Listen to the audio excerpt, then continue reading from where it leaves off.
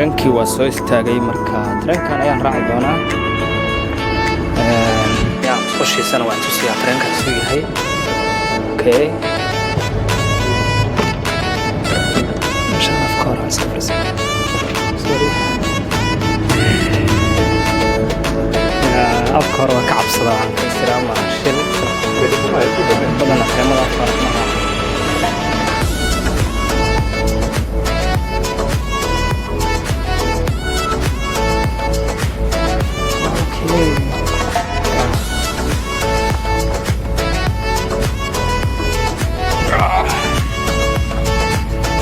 يس halkaan ka marka taraamadan raaci doono waxaan inta si doona masquushooda soo kale masquusha marka soo gashay halkaas waa log baa galay marka ya meeshan ay tahay lagu waji noqdo gacmaha la saar qaatada waa masquushi caadiga ah ee xaafadda meesha sabiya la riyaa hada soo gashay tahay ilmaha biyaha la riyaa okay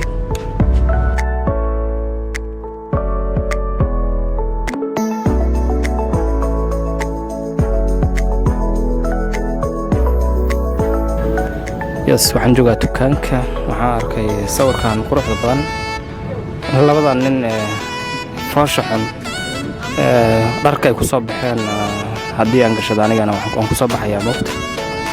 labadan nin ugu faashaxan adduunka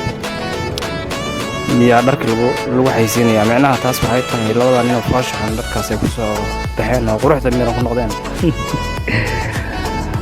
qof kasta oo xirto qof kasta uu ku qurux banaanaya waa macnaha ajeeb way maanta ayaan mar kale ka biyeysanayaa trankeyga dad trank shidaalka ku shuban jiray laakiin biyo ku shubanaa marka fadlan YouTube channelkayga waxaad sameysaan subscribe saara halkaan ayaan ka bilaabaynaa safarkeena maanta waa 6 halkaan ka bilaabaynaa safarkeena